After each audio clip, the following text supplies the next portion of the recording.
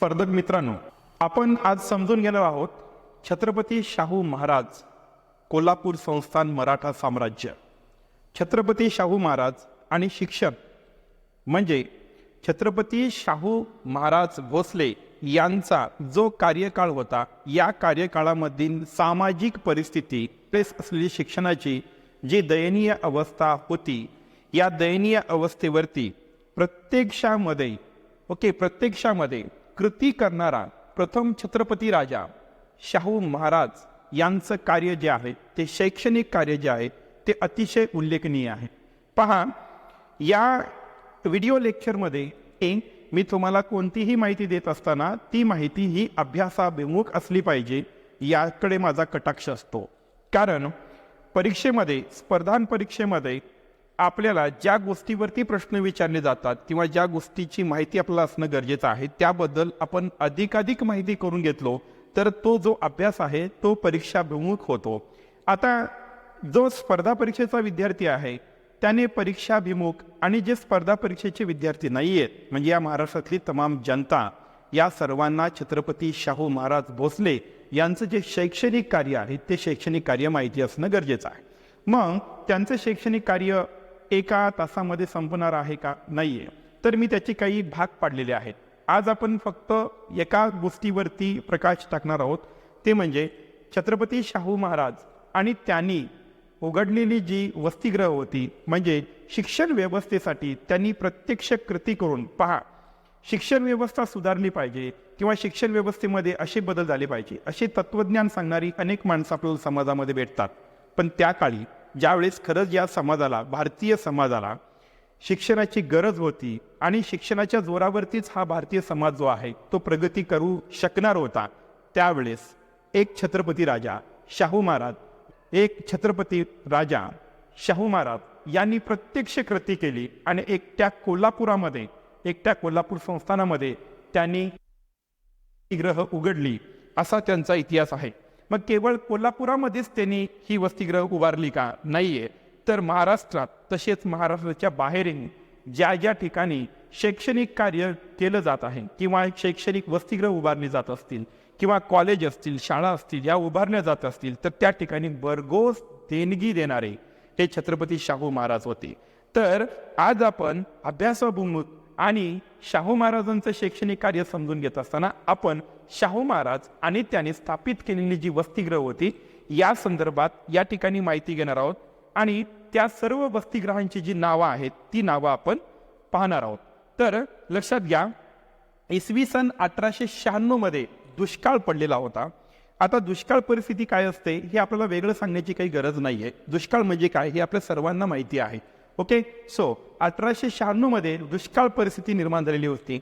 जेव्हा दुष्काळ पडतो त्यावेळेसची सामाजिक परिस्थिती काय असू शकते हे आपण अनेक वेळा वेगवेगळ्या क्रायसिसमधनं, वेगवेगळ्या प्रकारच्या दुष्काळातनं आपण गेलो आहोत. कधी खूप पाणी पडतं, कधी खूप पाऊस पडतं, कधी कमी पाऊस पडतं, म्हणजे वेगवेगळ्या प्रकारच्या अडचणीतून आपण गेलेलो आहोत. त्यामुळे दुष्काळ परिस्थिती काय असू शकते हे आपल्याला माहिती आहे.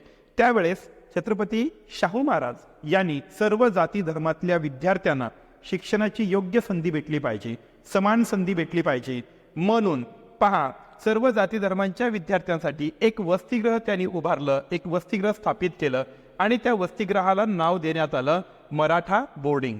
त्या वसतिगृहाचं नाव काय होतं? मराठा बोर्डिंग. या मराठा बोर्डिंगमध्ये केवळ 2 रुपये दराने जेवण भेटायचं. पहा, या मराठा बोर्डिंगमध्ये केवळ 2 रुपये दराने जेवण भेटायचं.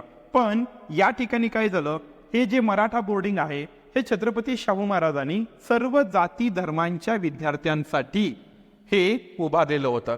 आता तुम्ही जर 1896 ची सामाजिक परिस्थिती पाहिली तर सामाजिक विषमता कोणत्या शिगेला पोहोचलेली होती हे आपण इतिहासातून शिकतो. आणि त्याही विषमतेमध्ये राजर्षी शाहू महाराजांनी, छत्रपती शाहू महाराजांनी एक मराठा बोर्डिंग स्थापित केलं, एक मराठा बोर्डिंग उभारलं, ज्या ठिकाणी, पहा, हा शब्द खूप महत्वाचा आहे, सर्व जाती धर्मांच्या विद्यार्थ्यांसाठी. लक्षात ठेवा, आजही महाराष्ट्राच्या शैक्षणिक कार्यामध्ये, महाराष्ट्राचा सामाजिक विकास असेल, शैक्षणिक विकास असेल, त्या ठिकाणी महात्मा फुले शाहू महाराज यांचं नाव हे अग्रगण्य असतं. मग शाहू महाराजांचा महाराष्ट्र, फुलेंचा महाराष्ट्र, हे जे सर्रास वापरलं जातं. हे का वापरलं जातं? कारण या माणसांचं शैक्षणिक कार्य इतकं प्रगाढ आहे, म्हणजे इतकं विस्तारलेलं आहे की त्याचा अभ्यास आपण जर केला तर आपल्या लक्षात येईल की त्या काळामध्ये, ज्या काळामध्ये समाजामध्ये सामाजिक विषमता ही शिगेला पोहोचलेली होती, त्या काळामध्ये शाहू महाराजांनी कोणकोणत्या प्रकारचं शैक्षणिक कार्य केलेलं आहे. म्हणून लक्षात घ्या की सर्व जाती धर्मांच्या विद्यार्थ्यांसाठी शाहू महाराजांनी वसतिगृह उभारलं. त्याचं नाव होतं मराठा बोर्डिंग. पण जी अस्पृश्यता समाजामध्ये त्यावेळेस पाळली जायची, तीच अस्पृश्यता या मराठा बोर्डिंगमध्ये पाळली जाऊ लागली. आणि शाहू महाराजांचा जो मूळ उद्देश होता की सर्व जाती धर्मांचे विद्यार्थी हे एकत्रित येऊन शिक्षण घेतले पाहिजेत, शिक्षणातनं त्यांचा विकास झाला पाहिजे, त्याचा विकास साध्य झाला पाहिजे, हा जो मूळ उद्देश होता, हा मूळ उद्देश इथे साध्य होताना दिसत नव्हता.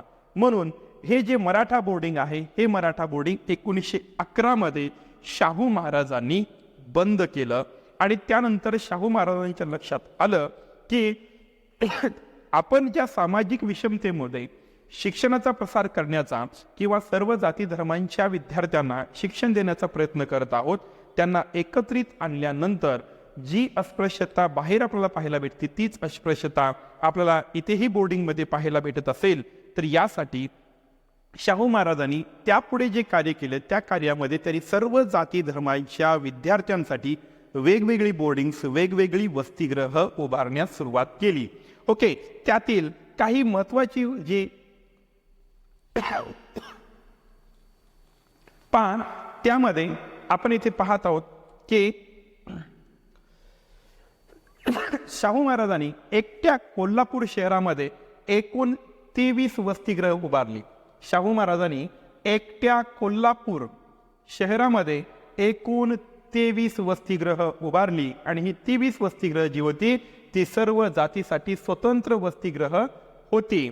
आणि ही वसतिगृह का स्वतंत्र उभारली याचं कारण मी तुम्हाला सांगितलं. म्हणून ही जी कोल्हापूर नगरी होती, या कोल्हापूर नगरीला मदर ऑफ स्टुडंट्स हॉस्टेल असंही म्हटलं जातं. ओके, आता या ठिकाणी पहा, 1901 मध्ये सुरू केलेलं व्हिक्टोरिया मराठा बोर्डिंग आणि दिगंबर जैन बोर्डिंग, हे दोन बोर्डिंग जे आहेत, हे दोन हॉस्टेल जे आहेत, ते शाहू महाराजांनी 1901 साली सुरुवात केलेली होती. यामध्ये विशेष असं आहे की व्हिक्टोरिया मराठा बोर्डिंग हे जे आहे, हे मराठा जातींच्या विद्यार्थ्यांसाठी हे हॉस्टेल, हे वसतिगृह, हे बोर्डिंग सुरू करण्यात आलं होतं. आता या ठिकाणी या व्हिक्टोरिया मराठा बोर्डिंगचा उल्लेख मी का करतोय? कारण याच व्हिक्टोरिया मराठा बोर्डिंगमध्ये कर्मवीर भाऊराव पाटील यांचं शिक्षण झालेलं होतं.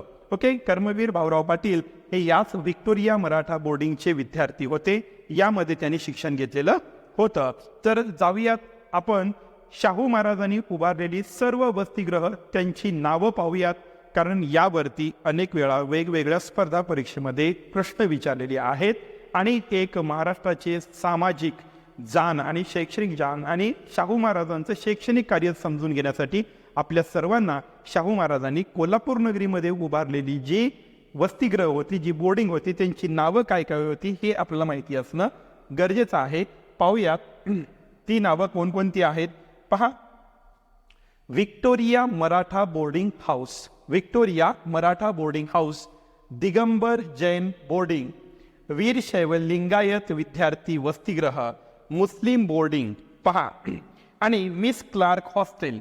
या सर्व नावावरनं आपल्याला लक्षात येत असेल की जी सामाजिक विषमता त्यावेळेस होती, यातनं मार्ग म्हणून आणि सर्व विद्यार्थ्यांना एक चांगल्या पद्धतीचं वातावरण निर्माण आणि एकी निर्माण व्हावी यासाठी छत्रपती राजर्षी शाहू महाराजांनी वेगवेगळ्या जाती धर्मांच्या लोकांसाठी, सर्व वेगवेगळ्या जाती धर्मांच्या विद्यार्थ्यांसाठी स्वतंत्र वसतिगृह त्यांनी उभारली.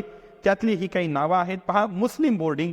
आता या मुस्लिम बोर्डिंगवरती पहा, जी दसरा चौकातील कोल्हापूर शहरामधील जो दसरा चौक आहे, यामधील 25,000 चौरस फूटची जागा जी आहे ती या मुस्लिम बोर्डिंगसाठी देण्यात आली. या जागेचं वार्षिक उत्पन्न त्यावेळेसचे जे आहे ते 7,000 रुपये वार्षिक उत्पन्न असणारी जमीन, या जमिनीवरती शाहू महाराजांनी मुस्लिम बोर्डिंगची स्थापना केली, तिथं ते उभारलं. त्यानंतर आहे मिस क्लार्क हॉस्टेल. पुढे पाहूयात, श्री नामदेव बोर्डिंग, पांचाळ ब्राह्मण वसतिगृह, इंडियन ख्रिश्चन हॉस्टेल, वैश्य बोर्डिंग, आर्य समाज गुरुकुल, ढोर चांबार बोर्डिंग, कायस्थ प्रभू विद्यार्थी वसतिगृह, इंदुमती राणीसाहेब वसतिगृह, सारस्वत बोर्डिंग, देवज्ञ बोर्डिंग,